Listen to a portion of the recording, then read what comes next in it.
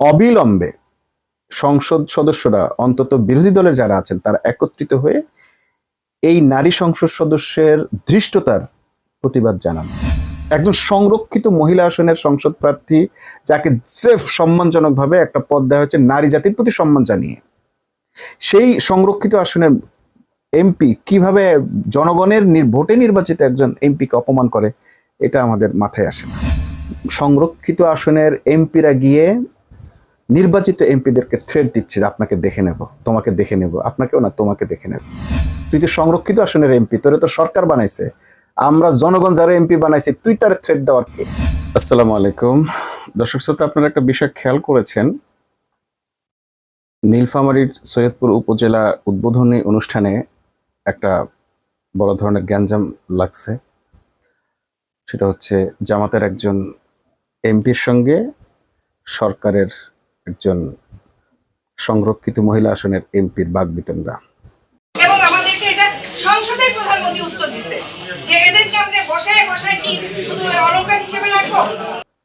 এরকম জঘন্য বাকবিতণ্ডা আমরা অতীতে কখনো সংরক্ষিত আসনের এমপিদের করতে দেখিনি।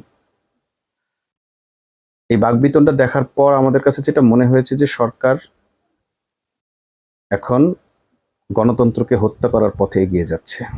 এতদিন আমরা বিএনপির মহাসচিব, বর্তমান যিনি মহামান্য রাষ্ট্রপতি মির্জা ফখরুল ইসলামের কাছে আমরা শুনতাম গণতন্ত্র রক্ষা করতে চায় বিএনপি, গণতন্ত্রের মাসকন্যা বেগম জিয়া। কিন্তু এখন আমরা দেখছি যে সেই বিএনপি গণতন্ত্র হত্যার সমস্ত প্রক্রিয়া গ্রহণ করেছে। নাম্বার ওয়ান, তারা ক্ষমতায় এসে তারা তাদের ইশতেহারে বলেছিল যে তারা এই ধরনের প্রশাসক নিয়োগ করবে না, অগণতান্ত্রিক লোকদেরকে দ্বারা প্রশাসন চালাবে না, বিভিন্ন যে প্রশাসক নিয়োগ করা হয় এটা তারা করবে না। কিন্তু ক্ষমতায় এসেই আমরা দেখলাম তারা প্রত্যেকটা সিটি কর্পোরেশনে এবং বিভিন্ন জায়গায় তারা প্রশাসক নিয়োগ করলেন এবং অনির্বাচিত ব্যক্তিদেরকেই প্রশাসক হিসেবে নিয়োগ দিলেন। জনগণের ভোটের প্রতি, জনগণের প্রতি তাদের কোনো শ্রদ্ধাবোধ নেই। প্রথম আমরা যেটা দেখলাম সেটা হচ্ছে তারা 70% মানুষের ভোটকে অবজ্ঞা করে, তাদের গণভোটের রায়কে অবজ্ঞা করে তারা সংসদ পরিচালনা শুরু করলেন। এটা আদৌ কোনো সরকার পারে কিনা, যদি কোনো সরকার এটা করে তাদের বৈধতা থাকে কিনা, এটা ইতিহাসের প্রেক্ষাপটে একদিন আলোচনা হবে। এটা আলোচনা হইতেই হবে। কারণ যেই ভোটের ক্ষমতায় আপনি রাষ্ট্রপ্রধান হন, আপনি প্রধানমন্ত্রী হন, আপনি সংসদের প্রধান হন, আপনি দেশ পরিচালনা করেন, ঠিক সেই ভোটকেই আপনি আবার অস্বীকার করছেন। একই ব্যালটে ভোট হয়েছে, সেই গণভোটকে আপনি 70% মানুষের ভোটকে আপনি কিভাবে অবজ্ঞা করেন? বলতেই পারেন যে হ্যাঁ, এই ভোটের কারচুপি হয়েছে কি বা এই হয়েছে অনিয়ম, যাই কিছু হোক, সেটা তো আপনার ভোটেও অনিয়ম হয়েছে, তাহলে আপনি প্রধানমন্ত্রী হিসেবে কিভাবে পারফর্ম করেন?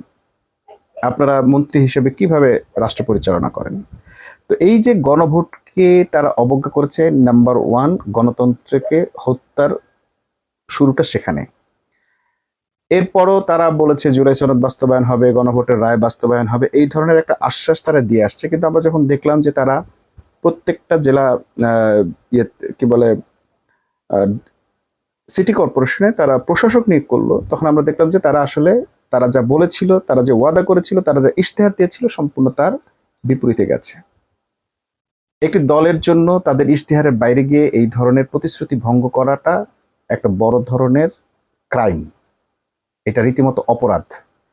কারণ মানুষ যে ইশতেহারের ভিত্তিতে তাদেরকে ভোট দেয়, সেই ইশতেহার পালন করা তাদের জন্য ফরজ।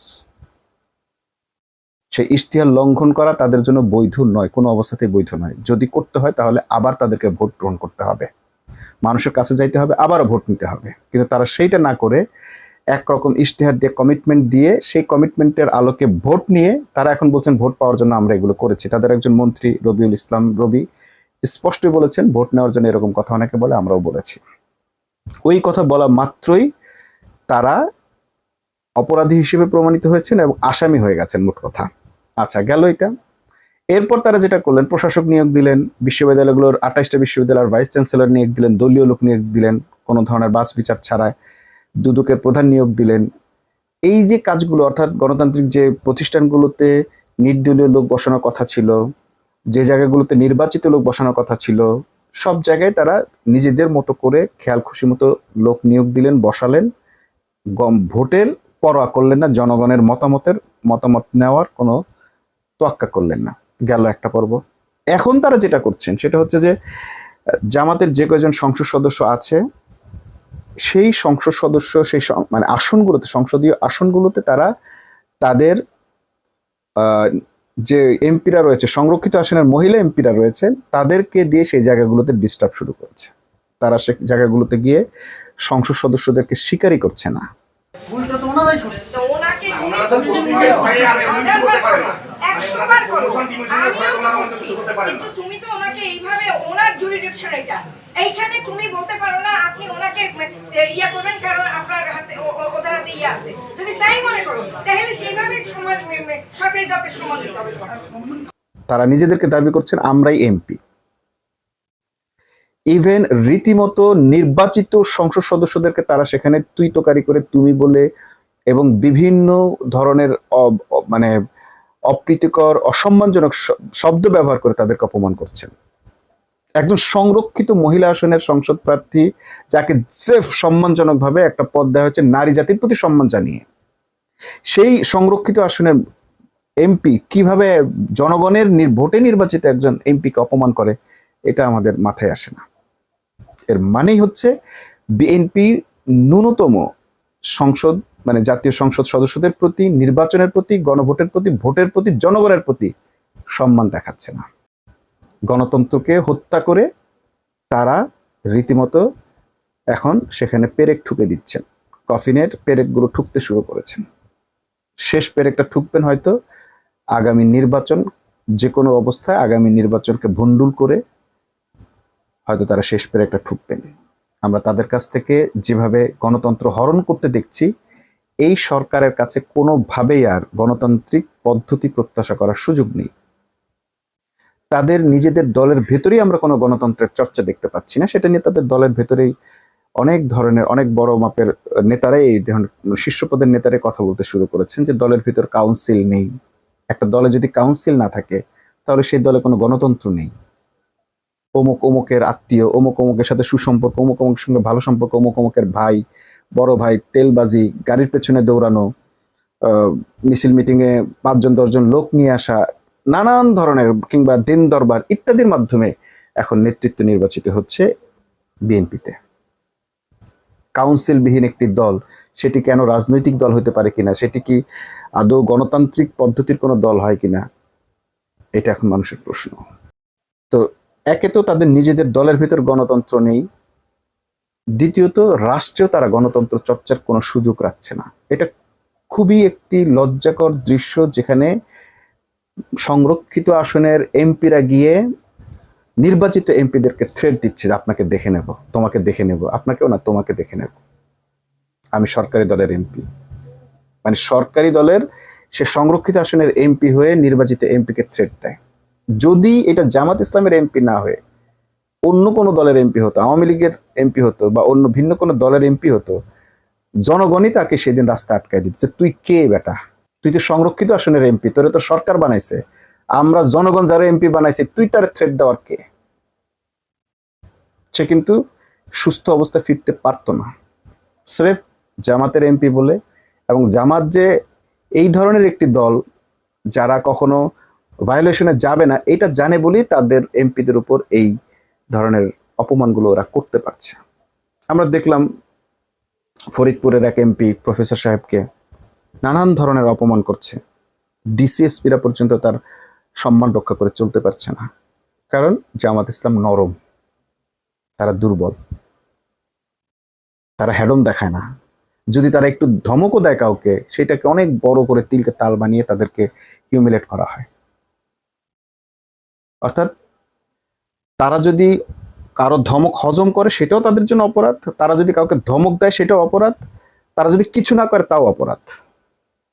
এই যে নতুন একটি বয়ান সৃষ্টি করা হয়েছে, জামাত যাই কিছু করবে সেটাই অপরাধ, এই বয়ানে জামাত মোনারাও ইদানিংকালে দেখছি গা ভাসাচ্ছে। তাদের একটা শ্রেণী মনে করতেছে যে না, হ্যাডম দেখানো দরকার।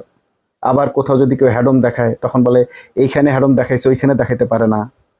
অর্থাৎ তাদেরকে দিয়ে আসলে কোনো কাজ করতে দেয়া হবে না। যে পথেই যাক তাদেরকে নিয়ে সমালোচনা করতে হবে। এইভাবে সমালোচনার মধ্য দিয়ে তাদেরকে কোণঠাসা করে জনগণ থেকে বিচ্ছিন্ন করা হবে।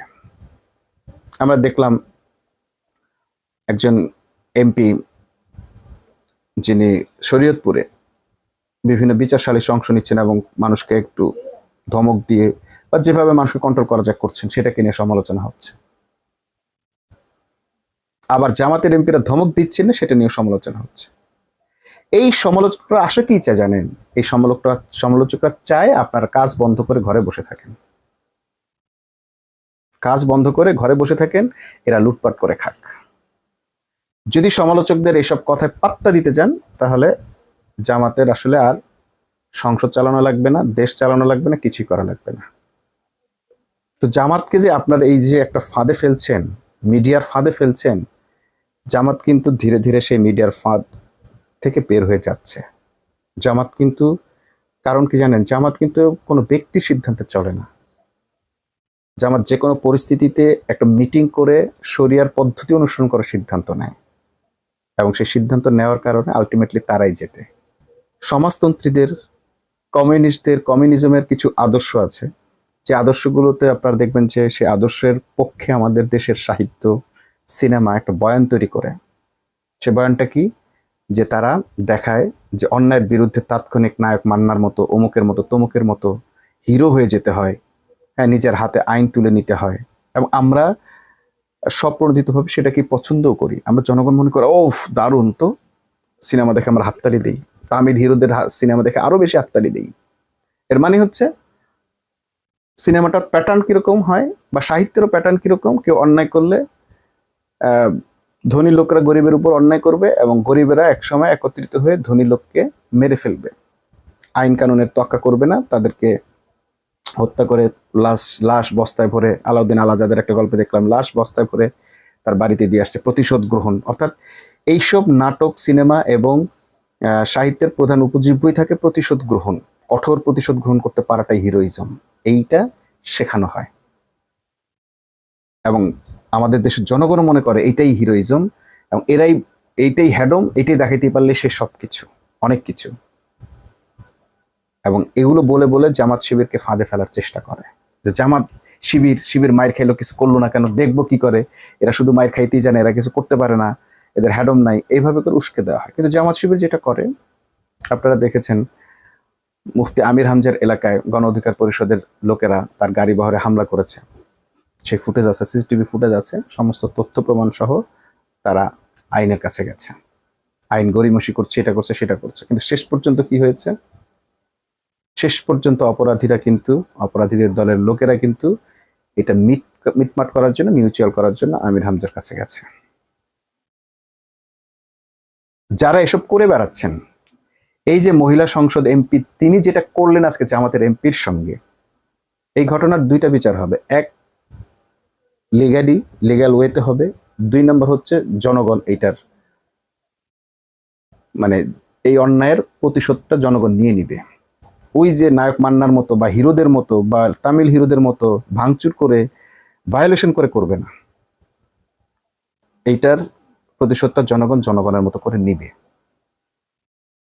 এবং এই এমপিকে, এই সংরক্ষিত আসনের এমপিদেরকে এই খবরদারি করার সমস্ত অধিকার তুলে নিতে বাধ্য হবে সরকার।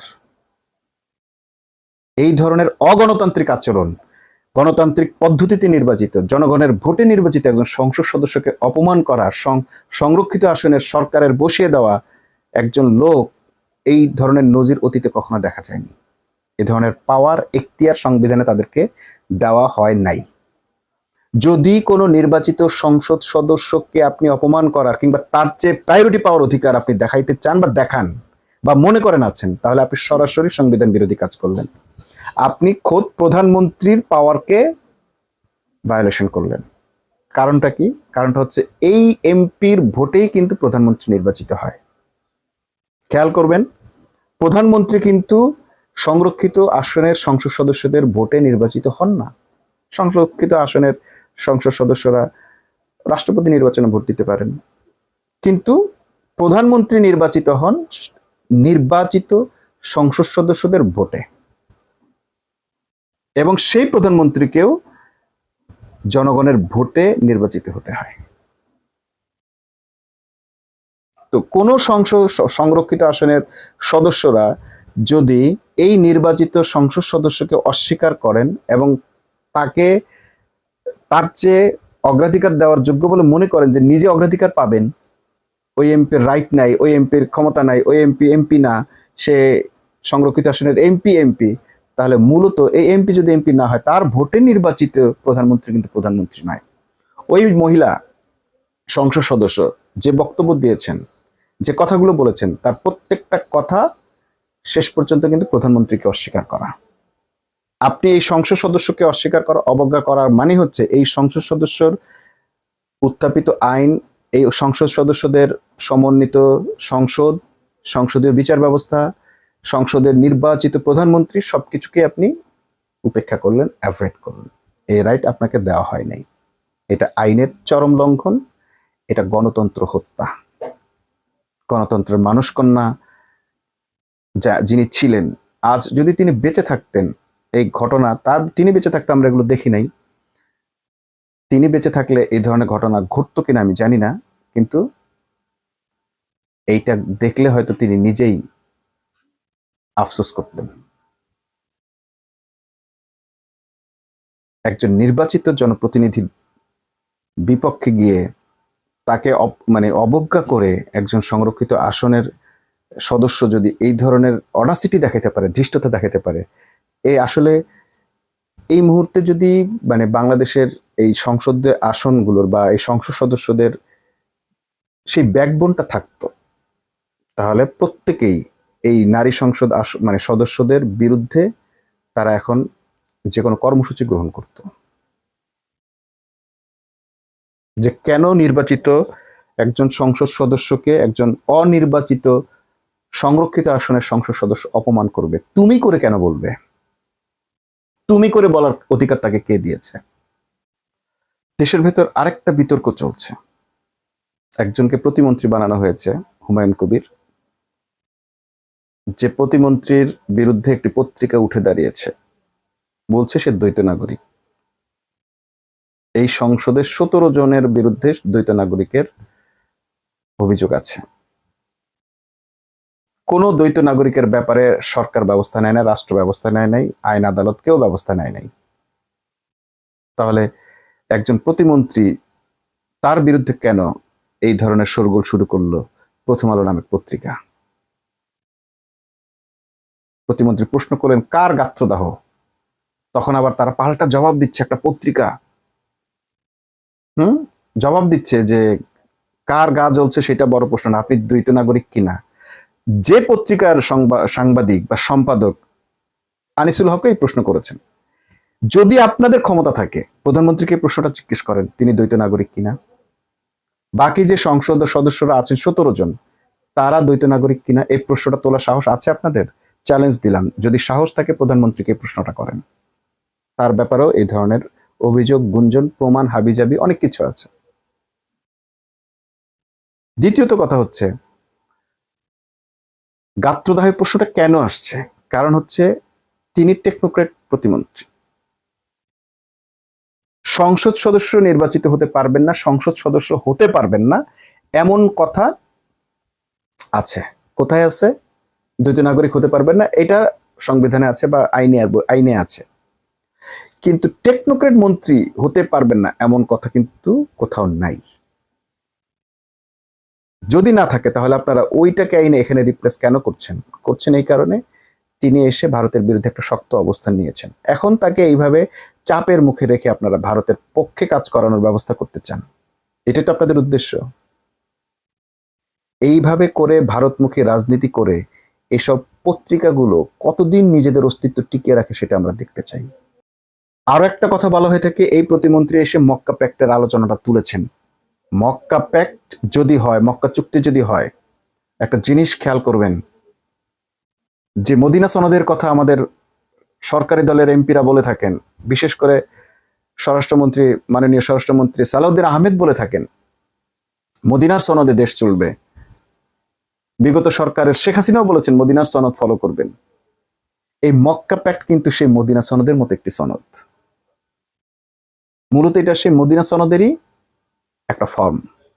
প্রমাণ দেই, মক্কা প্যাক্টের চুক্তির একটি সুফল হচ্ছে এই চুক্তির অন্তর্গত প্রত্যেকটি দেশ তাদের প্রত্যেকের নিরাপত্তার জন্য একে অপরকে সহযোগিতা করবে। ভাবেন একবার, যদি মক্কা প্যাক্টে বাংলাদেশ ঢুকতে পারে, তাহলে তুরস্ক সহ পাকিস্তান, মালয়েশিয়া, ইন্দোনেশিয়া আরো বেশ কিছু রাষ্ট্র একে অপরকে নিরাপত্তা দেবে। যে ভারতের কাছ থেকে বাংলাদেশ সবসময় নিরাপত্তা শঙ্কায় ভোগে, সে ভারতকে আর তাদের রক্তচক্ষুকে আর পরোয়া করার কোনো টাইম নেই, গোনার টাইম নেই বাংলাদেশের, যদি মক্কা প্যাক্টে বাংলাদেশ ঢুকতে পারে। আমি জানি না এই প্রথম আলো গঙের প্রচেষ্টায়, তাদের বিরোধিতার কারণে সরকার শেষ পর্যন্ত এই মক্কা প্যাক্ট থেকে বের হয়ে যায় কিনা, বা এই চুক্তির যে সম্ভাবনাটা দেখা দিয়েছে, অন্তর্ভুক্ত হওয়ার যে সম্ভাবনা দেখা দিয়েছে, সেই সম্ভাবনা শেষ পর্যন্ত দূরীভূত হয়ে যায় কিনা। যদি হয়ে যায়, তাহলে বাংলাদেশের জন্য একটা চরম দুর্ভাগ্য হবে। ঠিক মদিনা সনদের আলোকে যেমন প্রত্যেকটা গোষ্ঠী একে অপরের নিরাপত্তার জন্য অস্ত্র ধারণ করবে, এই চুক্তিটা ছিল নিরাপত্তা দেবে। এই মক্কা প্যাক্টে আছে এই দেশগুলো, অন্তর্ভুক্ত দেশগুলো প্রত্যেকে এদের আর্থিক নিরাপত্তার জন্য একে অপরকে সহযোগিতা করতে বাধ্য থাকিবে। খেয়াল করছেন বাংলাদেশের আজকের যে অর্থনৈতিক পরিস্থিতি, যদি মক্কা প্যাক্ট হয় তাহলে এই পরিস্থিতির উন্নয়ন ঘটবে। অর্থাৎ মক্কা প্যাক্ট হলে অন্য দেশগুলোর যেমন বাংলাদেশের মাধ্যমে সুবিধা পাবে, তার চেয়ে অনেক বেশি সুবিধা পাবে খোদ বাংলাদেশ। তুরস্ক বাংলাদেশে তখন তাদের অস্ত্রাগার তৈরি করতে পারবে, অস্ত্র লেনদেন করতে পারবে, নিরাপত্তা দিতে পারবে। সৌদি আরবের যে দেশগুলো রয়েছে, মক্কা প্যাক্টের যে ধনী দেশগুলো আছে, তারা তাদের অর্থনীতিকে ডিসিমিনেশন করে দিয়ে বা ডিসেন্ট্রালাইজ করে সমগ্র বিশ্বের মধ্যে বা এই মক্কা প্যাক্টের মধ্যে যারা অন্তর্ভুক্ত আছেন সেই দেশগুলোর অর্থনৈতিক উন্নয়নে তারা ভূমিকা রাখবে। তাদের মধ্যে বাণিজ্য বাড়বে, তাদের আর্থিক নিরাপত্তা তৈরি হবে, তাদের সামরিক নিরাপত্তা তৈরি হবে। এটা কে না চায়? চায় না শুধু আমাদের প্রতিবেশী রাষ্ট্র, তারা চায় বাংলাদেশ সবসময় অনিরাপদ থাকুক, ভয়ে ভীত থাকুক, শঙ্কিত থাকুক এবং তাদের পা ধরে চলুক। তারা যা বলে তাই, তারা বারবার থ্রেট দিবে, বাংলাদেশ ভয় পেয়ে আবার কাবু হয়ে যাবে। ঠিক মক্কা প্যাক্টকে ঠেকাইতে এখন এই পররাষ্ট্রমন্ত্রীকে ঠেকানোর জন্য নানান ধরনের রিউমার ছড়ানো হচ্ছে, তার দ্বৈত নাগরিককে নিয়ে একটা প্রশ্ন তোলা হচ্ছে। অথচ একই প্রশ্ন খোদ প্রধানমন্ত্রীর ক্ষেত্রে আছে, আরো 17 জন এমপির ক্ষেত্রে আছে, সেই প্রশ্ন তোলা হচ্ছে না। এই ধরনের উদ্দেশ্যমূলক প্রচারণা যারা করে বেড়ায়, এগুলোকে গণমাধ্যম হিসেবে স্বীকৃতি না দিয়ে এদেরকে ভিনদেশী রাষ্ট্রের এজেন্ট হিসেবে শাস্তির আওতায় আনা উচিত। শেষে একটা কথা বলে যাই, যে যাই কিছু করুক, হয়তো আজকে আমরা দেখছি যে জামাত তামির হিরোদের মতো কিংবা নায়ক মান্নার মতো তাৎক্ষণিক কোনো অ্যাকশনে যাচ্ছে না, তবে মনে রাখবেন প্রত্যেকটা ঘটনা লিপিবদ্ধ থাকে। পবিত্র কোরআনও ঠিক একইভাবে হুঁশিয়ারি দিয়েছে, প্রতিটি ঘটনা আল্লাহ লিপিবদ্ধ করে রাখেন। অতএব ভাইবেন না যে আজকে পার পেয়ে গেছি মানে পার পেয়ে গেছি। এ প্রত্যেকটার জন্য আপনাদেরকে জবাব দিতে হবে।